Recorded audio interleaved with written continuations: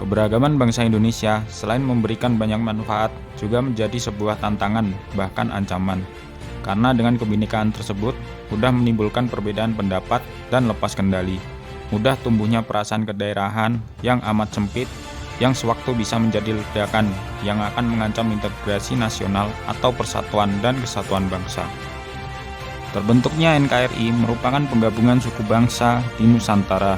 Disadari pendiri bangsa dilandasi rasa persatuan Indonesia. Semboyan bangsa yang dicantumkan dalam lambang negara, yaitu Bhinneka Tunggal Ika, merupakan perwujudan kesadaran persatuan berbangsa tersebut.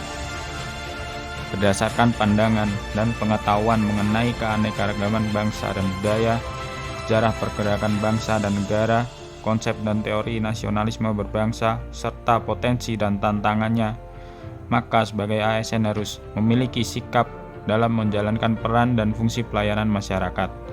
ASN bekerja dalam lingkungan yang berbeda dari sisi suku, budaya, agama, dan lain-lain. Sehingga membangun budaya harmonis di tempat kerja menjadi sangat penting dalam suatu organisasi. Suasana tempat kerja yang positif dan kondusif juga berdampak bagi berbagai bentuk organisasi. Berikut adalah panduan perilaku harmonis. Yang pertama, menghargai setiap orang apapun latar belakangnya. Yang kedua, suka menolong orang lain. Dan yang ketiga, membangun lingkungan kerja yang kondusif. Nilai yang selanjutnya adalah loyal. Loyal merupakan salah satu nilai yang terdapat dalam core values ASN, yang dimaknai bahwa setiap ASN harus berdedikasi dan mengutamakan kepentingan bangsa dan negara dengan panduan perilaku sebagai berikut. Yang pertama, memegang teguh ideologi Pancasila, Undang-Undang Dasar Negara Republik Indonesia tahun 1945, dan setia kepada NKRI serta pemerintahan yang sah. Yang kedua, menjaga nama baik sesama ASN, pimpinan instansi, dan negara. Dan yang ketiga, menjaga rahasia jabatan dan negara. Usaha peningkatan kesejahteraan pegawai dapat menjadi salah satu faktor yang dapat menumbuhkan rasa dan sikap loyal seorang pegawai.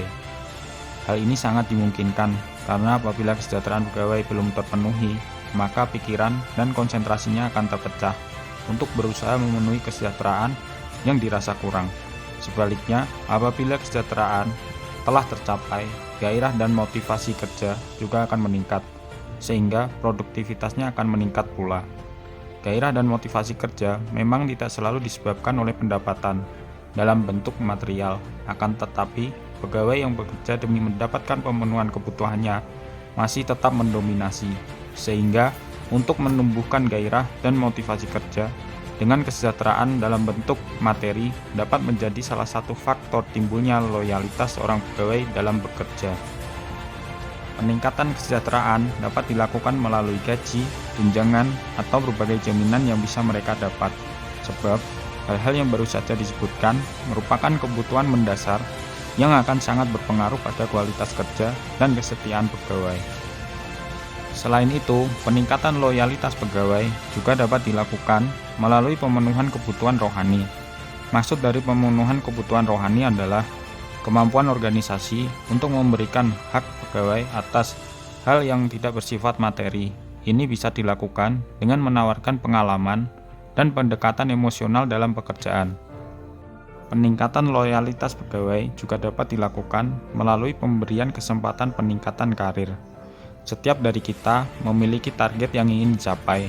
Salah satu bentuknya adalah pencapaian dalam karir seperti posisi atau jabatan.